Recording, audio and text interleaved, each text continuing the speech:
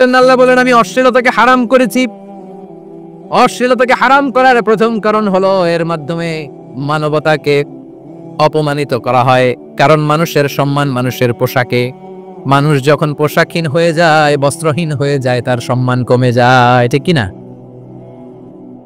অশ্লীলতাকে হারাম করার প্রথম কারণ হচ্ছে মানুষ মানুষকে অপমান করে। একটা নারী, সে তো সম্মানিত, নারী যে কত সম্মানিত নারীর এটা বুঝেই নাই। বিশ্বনবী বলেন আর দুনিয়া কুল্লুহা মাতা ওয়া খায়রু মাতা'আদ দুনিয়া আল মারআতুস সালিহা। আমার বোনেরা, 5টা প্যান্ডেলে আপনারা এলইডিতে আমার আলোচনা শুনছেন, আমি জানি। আপনাদের এই গর্ভ যে কত দামি আপনি জানেন না। আপনার পেট থেকেই আসবে আগামী দিনের সালাহুদ্দিন আল আইয়ুবী। আপনার পেট থেকেই আসবে অনাগত দিনের ইমাম মাহদী আল মুনতাদর। আপনার পেট থেকেই আসবে অনাগত দিনের ফয়সাল, ওয়াসিম, মুগ্ধ, আবু সাইদের মতো বীর যোদ্ধা।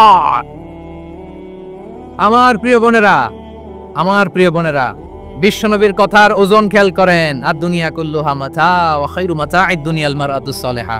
দুনিয়ার সবকিছুই অ্যাসেট, এর মধ্যে সবচেয়ে দামি অ্যাসেট নেককার নারী। আপনার গর্ভ যে কত দামি আপনি জানেন না। নিজের সময়টাকে কাজে লাগান, কোরআন পড়েন, সুন্নাহ পড়েন। আপনার অনেক দায়িত্ব ঘরে। You are the MD of your family. একটা family it's a very big institution. পরিবার একটা অনেক বড় প্রতিষ্ঠান। And you are the MD of your institution. আপনি এই পরিবারের MD, managing director of your family. এখানে আপনার কত দায়িত্ব। আপনি ছেলেমেয়েদেরকে তারবিয়া করবেন। আপনি আপনার স্বামীর জন্য ঘরটারে জান্নাতের নীর বানাবেন। আপনার জন্য জান্নাতের ডুপ্লেক্স বাড়ি এখানে তৈরি করে রাখবে কে? আপনি যে কত দামি আপনি জানেন না। নারীদেরকে আল্লাহ বানিয়েছেন উচ্চতর করে, নিম্নতর নয়। নারীদেরকে ছোট্ট জিনিস দিলে এটার বড় করে দেয়। নারীদেরকে ভ্রূণ দিলে, শুক্রাণু দিলে নারী এটারে বাচ্চা হিসেবে উপহার দেয়, ঠিক কিনা?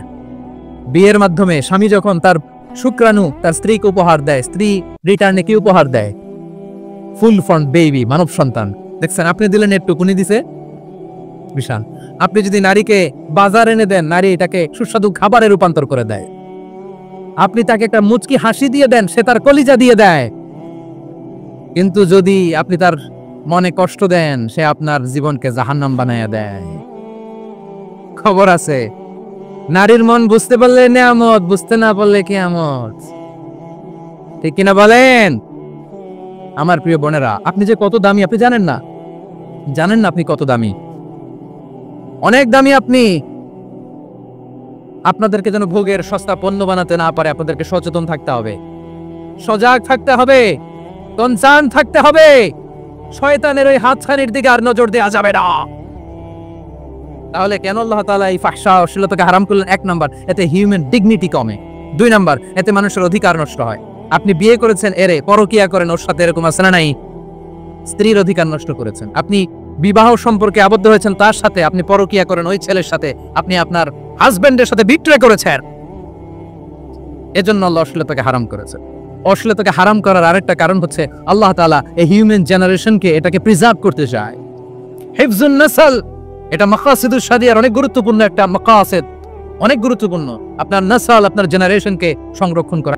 কেন আল্লাহ অশ্লীলতাকে হারাম করেছে দেখেন। বলতেছিলাম যে এটা আপনার নাসল, আপনার জেনারেশন, আপনার লিনিয়েজ, আপনার বংশকে প্রিজার্ভ করা। কে কার বাবা, কে কার মা, বাবা মা জানা, প্রজন্মকে প্রিজার্ভ করা, এটা ইসলাম ওয়াজিব করে দিয়েছে।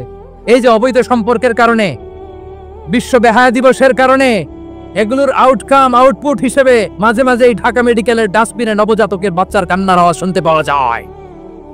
চট্টগ্রাম মেডিকেলের ডাস্টবিনে নবজাতকের কান্না শুনতে পাওয়া যায়।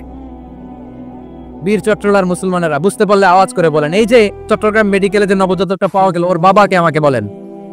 ওর বাবাকে, ওর মাকে, ও কোন ফ্যামিলির সন্তান কেউ জানে?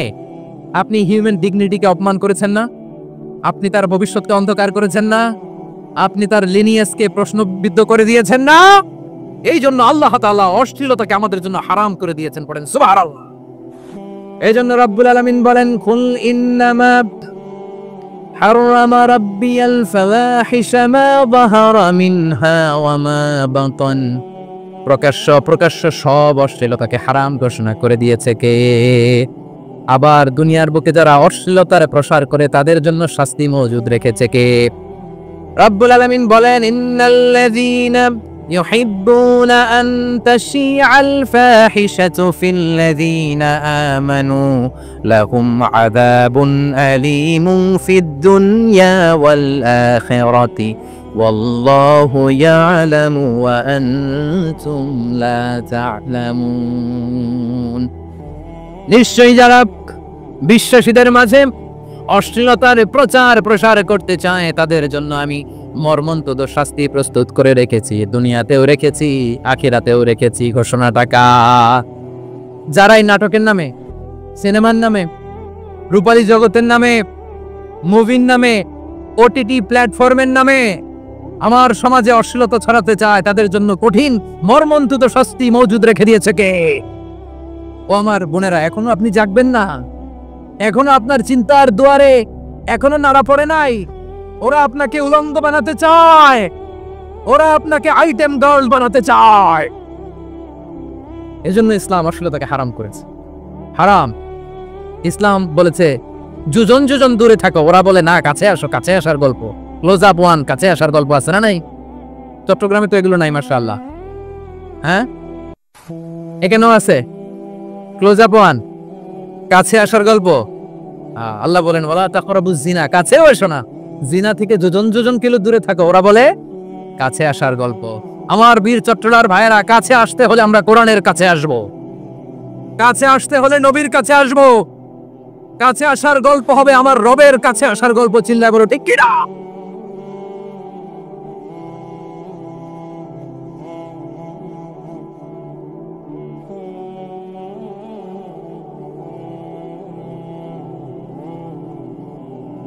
বসুন বসুন আমার ভাইয়েরা।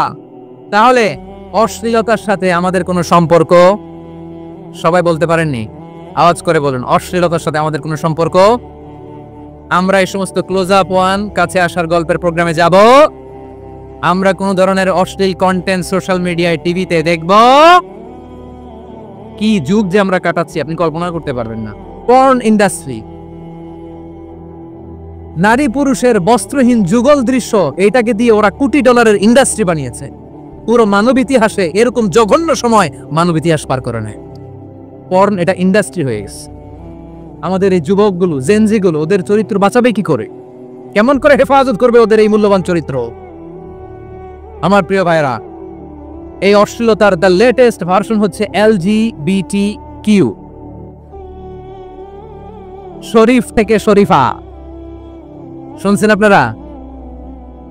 দেখতে পুরুষ, আসলেই পুরুষ, সুস্থ একজন পুরুষ, 4 সন্তানের বাবা, বলে আমি মনে মনে নারী। দেখতে নারী, সুস্থ নারী, আসলেই সে দিব্যি একজন নারী, বলে আমি মনে মনে পুরুষ। সবচেয়ে ভয়ঙ্কর অশ্লীলতার সবচাইতে লেটেস্ট ভার্সন হচ্ছে এই ট্রান্সজেন্ডারিজম। সুস্থ পুরুষ তার বায়োলজিক্যাল গ্রোথকে হরমোন দিয়ে স্টপ করে দিয়ে সে সার্জারি করে নারী হতে চায়, সুস্থ নারী পুরুষ হতে চায়।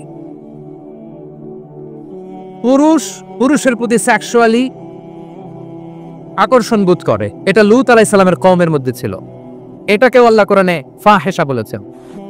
ওয়ালুতান ইয ক্বালা লিকাওমিহি আতাতুনাল ফাহিশাতা মা সাবাকাকুম বিহা মিন আহাদিম মিনাল আলামিন। লূত আলাইহিস সালাম বললেন, তোমরা কি এমন এক অশ্লীল কার্যক্রমে ডুব দিলে নাকি যেটা গোটা বিশ্বের কেউ কখনো করে নাই, তোমরাই প্রথম করেছো। পড়েন না আউযুবিল্লাহ। এই পশ্চিমের এই রোগ আমার দেশে যেন আসতে না পারে, আমাদের সজাগ থাকতে হবে। প্রিয় ভাইরা, চিল্লায় বলেন ঠিক কিনা? পশ্চিমের অবস্থা ভয়ঙ্কর। পাশ্চাত্যে, আমি যুক্তরাষ্ট্রে ছিলাম অনেকদিন, কয়েক মাস, বিভিন্ন স্টেটে ঘুরেছি। গার্ডিয়ানরা উদ্বিগ্ন, ছেলে মেয়েদেরকে, ছোট্ট ছেলে মেয়ে, ওদেরকে জিজ্ঞেস করে তুমি how do you feel right now inside yourself, তুমি ভিতরে ভিতরে কেমন ফিল করো, তোমার কি ছেলে ছেলে লাগে না মেয়ে মেয়ে লাগে? আচ্ছা বলেন, এই ছোট্ট বাচ্চাটাও কি এগুলো জেন্ডার অ্যাসাইনমেন্ট বলতে এগুলো কিছু বুঝে? এইভাবে মিসগাইড করা হচ্ছে। কৌতূহল বশত ছোট্ট ছেলে যদি বলে আমার তো মেয়ে মেয়ে লাগে, তখন বলে যে না তুমি মেয়ে, ছেলে না। মা বাবা বাধা দিলে ওকে আলাদা গভর্নমেন্ট হাউসে নিয়ে যায়। ভয়ঙ্করতম অবস্থা। আমরা একটা সময় শুনতাম যে হুজুর আমার ছেলেটা খুব ভালো, হাফেজে কোরআন, আল্লাহওয়ালা। হুজুর আমার ছেলে দাড়ি রাখছে, আল্লাহওয়ালা। হুজুর আমার ছেলে 5 ওয়াক্ত সালাত জামাতের সাথে পড়ে, তার মানে আল্লাহওয়ালা। পশ্চিমে যে আমি কি শুনছি জানেন, ওরা বলে হুজুর আমার ছেলেটা ইউনিভার্সিটির একটা মেয়ের সাথে প্রেম করে, ও খুব আল্লাহ আল্লাহ, হুজুর দোয়া করবেন। এর কারণ ওদের কাছে আল্লাহ আল্লাহর ক্রাইটেরিয়া হচ্ছে হুজুর আমার ছেলেটা আরেক ছেলের পছন্দ করে নাই, আমার মেয়েটা আরেক মেয়েকে ভালোবাসে নাই, এজন্য আমার ছেলেটা আল্লাহ আল্লাহ, হুজুর ওর জন্য একটু দোয়া করে দিয়েন। কি চ্যালেঞ্জ ওরা ফেস করতেছে। ওনার ছেলে যে আরেক ছেলেরে বিয়ে করবে না, এটাতেই উনি খুশি যে আলহামদুলিল্লাহ আমার ছেলেটা একটা মেয়েরে ভালোবাসে, আমার মেয়েটা একটা ছেলেরে ভালোবাসে, মানে এটা খুব আল্লাহ আল্লাহ। নাউজুবিল্লাহ পড়তে পারলেন না? এই জন্য অশ্লীলতার সাথে আমাদের কোনো সম্পর্ক। রব্বুল আলামিন বলেন ওয়ায়ানহা আনিল ফাহশাই ওয়াল মুনকারি ওয়াল বাগি, তিনটা জিনিসকে আমি নিষিদ্ধ করলাম। এক নাম্বার হলো ফাহশা, অশ্লীলতা। দুই নম্বরে হলো মুনকার, সমস্ত মন্দ কাজ। আপনাদের মনোযোগ আছে না? শেষ করে দিব? আর 2-1 মিনিট শুনবেন? আচ্ছা বলি তাহলে, আর 2-1 মিনিট। তাহলে নিষেধাজ্ঞা জারি করেছেন তিনটা জিনিসের উপর। এক নাম্বার কি? ফাহশা, অশ্লীলতা। 2 নাম্বার মুনকার। মুনকার মানে হচ্ছে যত মন্দ কাজ, খারাপ কাজ, বাজে কাজ, এটার বলে মুনকার। এটার কি বলে? আপনারা পড়ছেন না তা'মুরুনা বিল মা'রুফি ওয়া তানহাউনা আনিল মুনকার। ভালো কাজের আদেশ, সৎ কাজের আদেশ, অসৎ কাজের নিষেধ। মুনকার, মুনকার হচ্ছে মানুষের স্বাভাবিক বিবেকবোধ যেটাকে খারাপ বলে, ওইটাই মুনকার। পৃথিবীর সব আসমানি গ্রন্থ যেটাকে খারাপ বলেছে, মানুষের স্বাভাবিক বিবেকবোধ যেটাকে খারাপ বলেছে, এগুলো সব মুনকার। যেমন ইফতিজিং, এটা কি ভালো না খারাপ? মজুদদারি, খাদ্যে ভেজাল দেওয়া, ওজনে কম দেওয়া, মাছে ফরমালিন মিশানো, চাঁদাবাজি, টেন্ডারবাজি, দখলবাজি, এগুলো আমাদের স্বাভাবিক বিবেকেই বলে এগুলো খারাপ, এগুলো হচ্ছে মুনকার। আল্লাহ তাআলা এই মুনকার থেকে আমাদেরকে বেঁচে থাকতে বলেন। আর শয়তান এই মুনকারের প্রতি আমাদেরকে উদ্বুদ্ধ করে। আল্লাহ তাআলা বললেন ইয়া আইয়ুহাল্লাযীনা আমানু লা তাত্তাবিউ খুতুওয়াতিশ শাইতান ফাইন ওয়ামান ইয়াত্তাবি' খুতুওয়াতিশ শাইতানি ফাইন্নাহু ইয়া'মুরু বিল ফাহশাই ওয়াল মুনকার। আল্লাহ বললেন আমার গোলামেরা শোনো শোনো, ও আমার বিশ্বাসী বান্দারা খবরদার, তোমরা কশিনকালেও শয়তানের পদাঙ্ক অনুসরণ করবে না, কারণ শয়তান তোমাদেরকে অশ্লীলতা এবং মন্দ কাজের দিকে উদ্বুদ্ধ করে। আমাদের কাজ হচ্ছে শয়তান আমাদেরকে যে দিকে নিতে চায় আমরা তার উল্টা দিকে যাব, ঠিক কিনা বলে? শয়তান এই মন্দ কাজকে আমাদের কাছে বিউটিফাই করে, চাকচিক্যময় করে আমাদের সামনে উপস্থাপন করে। এজন্য আল্লাহ বলেন মুনকারকে থামাতে হবে, মুনকার প্রতিরোধ করতে হবে। মুনকার প্রতিরোধের দায়িত্ব শুধু আমাদের নাকি? শুধু আপনার খতিব সাহেবের, ইমাম সাহেবের, নাকি মুসলিম উম্মার সবার? আওয়াজ করে বলুন, মুনকার অসৎ কাজ প্রতিরোধের দায়িত্ব কার? রাব্বুল আলামিন বলেন কুনতুম খায়রা উম্মাতিন উখরিজাত লিন-নাসি তা'মুরুনা বিল মা'রুফি ওয়া তানহাউনা আনিল মুনকার। তোমাদেরকে শ্রেষ্ঠ জাতি করে জমিনের মধ্যে আবির্ভূত করা হয়েছে, যাতে করে তোমরা জমিনের ভেতরে সৎ কাজের আদেশ করতে পারো আর অসৎ কাজের নিষেধ করতে পারো। উম্মাহ কুনতুম খায়রা, তাহলে গোটা উম্মার দায়িত্ব, এটা বুঝতে পারছেন তো? আচ্ছা আর নিচে আসেন। এরপর আল্লাহ বললেন শুধু উম্মাহ না, এই জমিনের রাজত্ব আমি যাদের হাতে দেই, এই জমিনের মালিক আমি যাদেরকে বানিয়ে দেই, যাদেরকে আমি সরকারের দায়িত্ব দেই, তাদেরকেও মুনকার প্রতিরোধের দায়িত্ব দিয়েছে কে? আল্লাহ বলেন যারা ক্ষমতার মসনদে বসেছে তাদেরকে 4 দফা কর্মসূচি আমি আল্লাহ দিলাম। আওয়াজ করে বলেন কয় দফা? আল্লাহ বলেন আল্লাযীনা ইম্মাক্কান্নাহুম ফিল আরদি আকামুস সালাতা ওয়া আতাউয যাকাতা ওয়া আমারু বিল মা'রুফি ওয়া নাহাউ আনিল মুনকার ওয়ালিল্লাহি আকিবাতুল উমুর। যারা এই জমিনের উত্তরাধিকার হয়েছে তারা 4 দফা কর্মসূচি নিয়ে সামনে আগাবা। সালাত কায়েম করবা, যাকাত আদায় করবা, সৎ কাজের আদেশ দিবা, অসৎ কাজ থেকে মুনকার প্রতিরোধ করবা। আদেশটা কার? আমার প্রিয় চট্টলার ভাইরা, পুরো উম্মার দায়িত্ব মুনকার প্রতিরোধ করা, সরকার প্রধানের দায়িত্ব মুনকার প্রতিরোধ করা। এরপর আল্লাহ বলেন প্রতিটা ফ্যামিলির যিনি প্রধান সিইও বাবা, প্রত্যেক বাবারও দায়িত্ব এই মুনকার প্রতিরোধ করা। আওয়াজ করে বলেন ঠিক কি না? যেমনটি সাইয়েদনা লুকমান আলাইহিস সালাম ওনার কলিজার টুকরা সন্তানকে আদেশ করেছেন ইয়া বুনাইয়া আকিমিস সালাতা ওয়া'মুর বিল মা'রুফি ওয়ানহা আনিল মুনকার। পড়েন সুবহানাল্লাহ। বাবা ছেলেকে সবক দিচ্ছে। কে সবক দিচ্ছে? কাকে? লোকমান আলাইহিস সালাম ছেলেকে বলতেছে, ওরে আমার কলিজার টুকরা সন্তান, ওরে আমার বাছা, নামাজ কায়েম করবা, সৎ কাজের আদেশ দিবা, আর মুনকার প্রতিরোধ করবা, অসৎ কাজ, সমাজ থেকে খারাপ কাজকে ঝেঁটে বিদায় করে দিবা। তাহলে দেখেন আমি স্টেপ বাই স্টেপ নামলাম। পুরা উম্মার দায়িত্ব, জমিনের উত্তরাধিকারী আল্লাহ যাদেরকে বানিয়েছেন সরকার, তাদের দায়িত্ব, প্রতিটি ফ্যামিলির প্রধানের দায়িত্ব। এরপরে বিশ্বনবী বলেন সচেতন প্রতিটি মুসলিমের দায়িত্ব সমাজ থেকে মুনকারকে উৎখাত করা। বিশ্বনবী বলেছেন, মান রাআ মিনকুম মুনকারান ফালিয়ুগাইয়িরহু বিয়াদিহি ফাইন লাম ইয়াস্তাতি ফাবিলিসানিহি ওয়া ইন লাম ইয়াস্তাতি ফাবিকলবিহি ওয়া যালিকা আযআফুল ঈমান। সমাজে যে মুনকার দেখবে, খারাপ কাজ দেখবে, সে যেন হাত দিয়ে সেটাকে থামায়। কি দিয়ে? আপনাদের তো হাত নাই না? হাত আছে, হাত আছে। ওরা যেই হাত দিয়ে অন্যায় করে ওটা প্রতিরোধের জন্য আমাদেরও হাত আছে না নাই? থামাতে হবে, থামাতে হবে।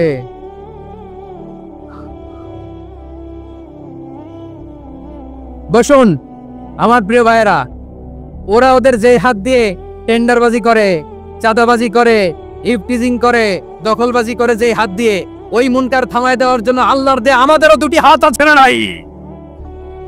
আমাদেরও হাত আছে। থামাইতে হবে, থামাইতে হবে, হিম্মত করতে হবে। আমার প্রিয় ভাইরা, না থামালে আমরাই ডুববো শেষমেশ।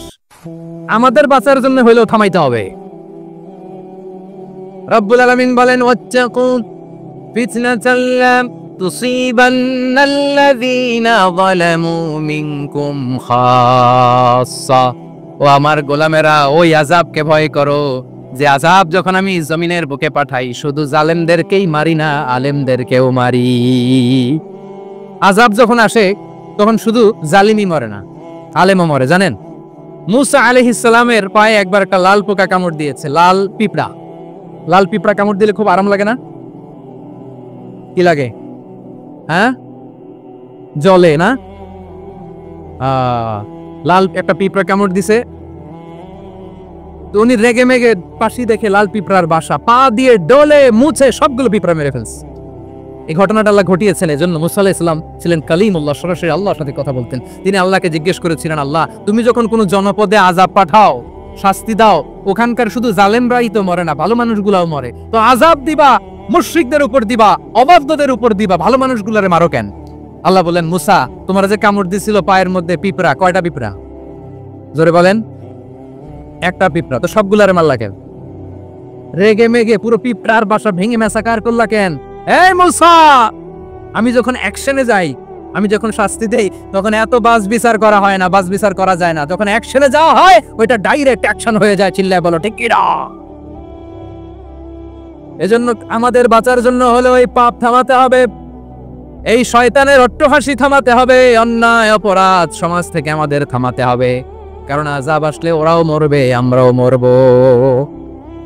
একটা জাহাজ 2 তলা, আপনি আছেন 2য় তলায়, শুনতেছেন? শুনতেছেন? জাহাজ কয় তলা? আপনি কোন তলায়? 2য় তলায়। নিচের তলার কিছু লোক জাহাজের তলা ছিদ্র করতে আরম্ভ করছে। কি ছিদ্র করতেছে? আচ্ছা, জাহাজের তলা ছিদ্র করলে তলা দিয়ে কি ঢুকে? এখন আপনি যদি বলেন আমার কি, আমি তো 2 তলায়, আমার কি, আমি তো সেফ, আমি তো সেফ জোন, আমি তো ভালো আছি, আমি তো ভালো আছি, ওরা ছিদ্র করে ওরা মরবে। আসলে কি শুধু ওরা মরবে, নাকি তলা ফুটো হলে ভিতরে পানি ঢুকলে আপনারও শরীর সমাধি হবে? তলা দিয়ে যখন পানি ঢুকবে, জাহাজ ঢুকলে আপনিও মরবেন। এজন্য নিজে মরার আগে ওই পাগলগুলোর নিচতলায় যে থামাতে হবে। চিল্লায় বলেন ঠিক কি না? এজন্য আল্লাহ বললেন, মুনকার প্রতিরোধের দায়িত্ব সমাজের টপ টু বটম সবার। পুরম্মার দায়িত্ব, সরকার প্রধানের দায়িত্ব, প্রতিটি ফ্যামিলির প্রধান বাবার দায়িত্ব। বিশ্বনবী বললেন প্রতিটি সচেতন মুসলিমের দায়িত্ব। এজন্য মুনকার প্রতিরোধ করার দরকার আছে না নাই? সমাজে এই যে ইফটিজিং হয়, আপনার বোনের বয়সী একটা মেয়েকে কিছু বখাটে টিটকারি করে, এই বলে সেই বলে, নোংরা কথা বলে, রাস্তায় দেখেও আপনি পাশ দিয়ে না দেখার মতো চলে যান কেন? আপনি দাঁড়ান না কেন? আপনি দাঁড়ালেই তো থেমে যাবে, কারণ সত্যের যে শক্তি তার সামনে মিথ্যা মুখ থুবড়ে পড়ে। আপনার সামনেও কিছুই না, নাথিং। আপনি দাঁড়ান, ওকে প্রশ্ন করেন, আমার বোনকে তুমি ডিস্টার্ব করো কেন? আপনাকে দেখে আরো 5 জন দাঁড়াবে, 5 জনকে দেখে আরো 10 জন দাঁড়াবে। আমাদের নীরবতা আর আমাদের নিশ্চুপ থাকাই জালিমদেরকে আরো শক্তিশালী জালিম বানিয়েছে। এজন্য মুনকার প্রতিরোধের দায়িত্ব আমাদের সবার। টেন্ডারবাজি, চাঁদাবাজি, দুর্নীতি, অপরাধ, দখলদারিত্ব, মজুদদারি, এগুলো সব কিছু একসাথে প্রতিরোধ করতে হবে, ঠিক কিনা বলেন? একটা মানবিক সমাজ যদি চাই, প্রতিরোধ করতে হবে। প্রিয় ভাইয়েরা, আল্লাহর শপথ নিয়ে বলি, এই নাসিহাতগুলো সবার জন্য, সব দলের জন্য, সব মতের মানুষের জন্য। আমরা কোনো দলের প্রতি মানুষকে ডাকি না, আমরা ডাকি ইসলামের দিকে। সব দলের, সব মতের, সব মানুষদেরকে আমরা আহ্বান জানাই, আসুন আমরা একটা সুন্দর সমাজ বিনির্মাণ করি। এই যে নতুন বাংলাদেশের এক সুযোগ এসেছে, আর জীবনে হয়তো আসবে না, সামনের 100 বছরে এই সময় আসবে না। আসুন দেশটাকে আমরা সাজাই, আসুন আমরা দুর্নীতি বন্ধ করি, আসুন আমরা চাঁদাবাজি বন্ধ করি, আসুন আমরা দখলদারিত্ব বন্ধ করি, আসুন আমরা এক দল আরেক দলকে নিশ্চিহ্ন করার যে রাজনীতি, এটা বন্ধ করি। সব দলের প্রতি আমার আহ্বান। আমি কিছুদিন আগে একটা নিউজ দেখলাম, ওই যে লন্ডনে বসে জনাব তারেক রহমান সাহেবকে আমি ধন্যবাদ দিতে চাই। উনি সংবাদ শোনা মাত্রই ওনার দলের অনেক চাঁদাবাজকে উনি বহিষ্কার করেছে। I do appreciate. প্রতিটি দলের এরকম ইনিশিয়েটিভ নেওয়ার দরকার আছে না নাই? যে কোনো দলে এই প্র্যাকটিসটা থাকার দরকার আছে না নাই? চাঁদাবাজদের সাথে আপনারা নিজেদেরকে মুক্ত ঘোষণা করবেন যে এরা আমার দলের কর্মী হতে পারে না। আমরা চাঁদাবাজ মুক্ত বাংলাদেশ চাই, জুলুম মুক্ত বাংলাদেশ চাই, ফ্যাসিজম মুক্ত বাংলাদেশ চাই, গুণ খুন খারাপি মুক্ত বাংলাদেশ চাই। আমরা নতুন ভোরের বাংলাদেশ চাই। ওই বাংলাদেশ পাওয়ার জন্য মুনকার প্রতিরোধে, অন্যায় প্রতিরোধে যদি বাঘের বাচ্চার মতো, আবু সাইদের মতো 2 হাত উঁচু করে, বুককে টান টান করে প্রসারিত করে দাঁড়াতে হয়, রাজি আছো মুসলমান? কারা কারা রাজি? আল্লাহকে হাত দেখিয়ে প্রতিজ্ঞা করো।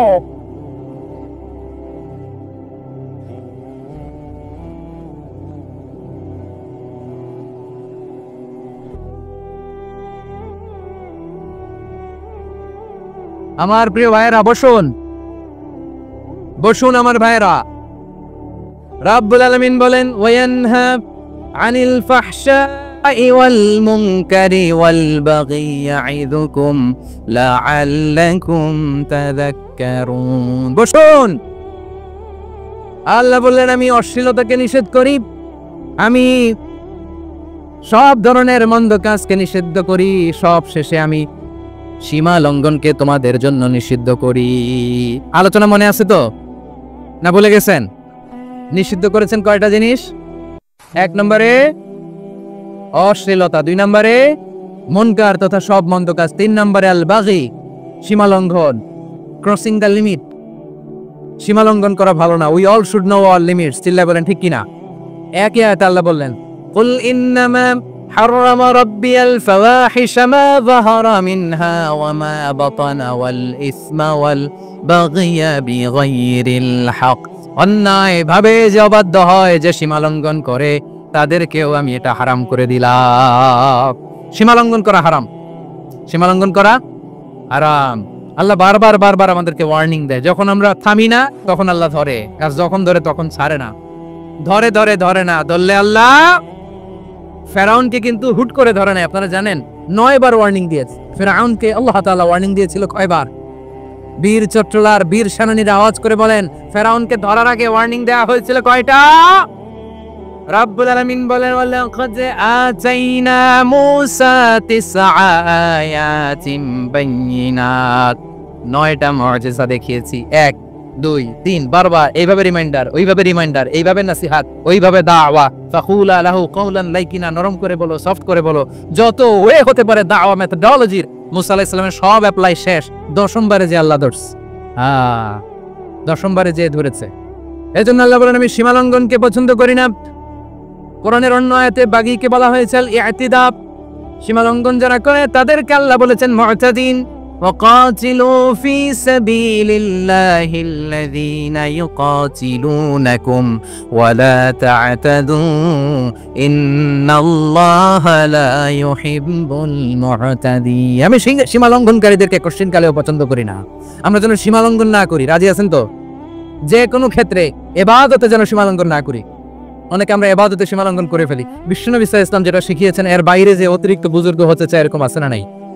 করা যাবে না, কোনো ক্ষেত্রে সীমা লঙ্ঘন করা যাবে এমনকি যুদ্ধক্ষেত্রেও না। বিষ্ণু ইসলাম বলেন খবরদার যুদ্ধক্ষেত্রেও সীমা লঙ্ঘন করো না। কি সুন্দর ইসলাম আমরা পেয়েছি। বিশ্বনবী বলেন খবরদার যুদ্ধের ময়দানে কোনো নারীর গায়ে হাত তোলো না, কোনো শিশুর গায়ে হাত তোলো না, কোনো গবাদি পশু হত্যা করো না, কোনো শস্য ক্ষেত্র ধ্বংস করো না, ইবাদতরত অন্য ধর্মের কোনো সন্ন্যাসীর গায়ে হাত তোলো না। বলেন সুবহানাল্লাহ। তাহলে আমরা সীমা লঙ্ঘন করতে পারবো? প্রিয় ভাইরা, একটা সুখী, সমৃদ্ধ, শান্তির সমাজ, মানবিক সমাজ যদি আমরা গঠন করতে চাই, আমাদের আল্লাহর দেয়া কয়টা আদেশ মানতে হবে বলেন দেখি? সবাই বলেন কয়টা? আর বেঁচে থাকতে হবে কয়টা জিনিস থেকে? আওয়াজ করে বলেন কয়টা? আচ্ছা, আদেশ নাম্বার 1 কি ছিল বলেন? আল্লাহর আদেশ কি? 1 নাম্বার আদাল, ন্যায়পরায়ণতা। আমরা সুবিচার, সুশাসন, ন্যায় বিচার চাই কি চাই না? 2 নম্বরে কি ছিল? মাশাআল্লাহ, আওয়াজ করে বলেন 2 নম্বরে কি ছিল? ইহসান। আমরা যেন সবার প্রতি দয়া পরবশ হই, ইহসান করি। 3 নম্বরে কি ছিল? নিকটাত্মীয়দের দান করা, তাদের অধিকার প্রাপ্য বুঝিয়ে দেওয়া। পাশাপাশি 3টা জিনিস থেকে আল্লাহ বারণ করেছেন, নিষেধ করেছেন। তার প্রথমটা ফাহশা, অশ্লীলতা। অশ্লীলতার সাথে আমাদের কোনো সম্পর্ক। আমরা যত ধরনের মা যাহারা মিনহা মা বাতান, প্রকাশ্য অপ্রকাশ্য, দৃশ্যমান অদৃশ্যমান, সব অশ্লীলতা থেকে নিজেদেরকে মুক্ত ঘোষণা করলাম। অশ্লীলতাকে আমরা না বলে দিলাম। আওয়াজ করে সবাই বলুন নো। অশ্লীলতার সাথে আমাদের কোনো সম্পর্ক। 2 নম্বর নিষেধাজ্ঞা কি ছিল? আল মুনকার, সমাজের যত মন্দ কাজ এগুলোকে আমরা প্রতিরোধ করব। রাজি আছেন তো সবাই? 3 নম্বর আল বাগি, সীমালঙ্ঘন। কোন মুসলিম সীমালঙ্ঘন করে না, এমনকি যুদ্ধক্ষেত্রে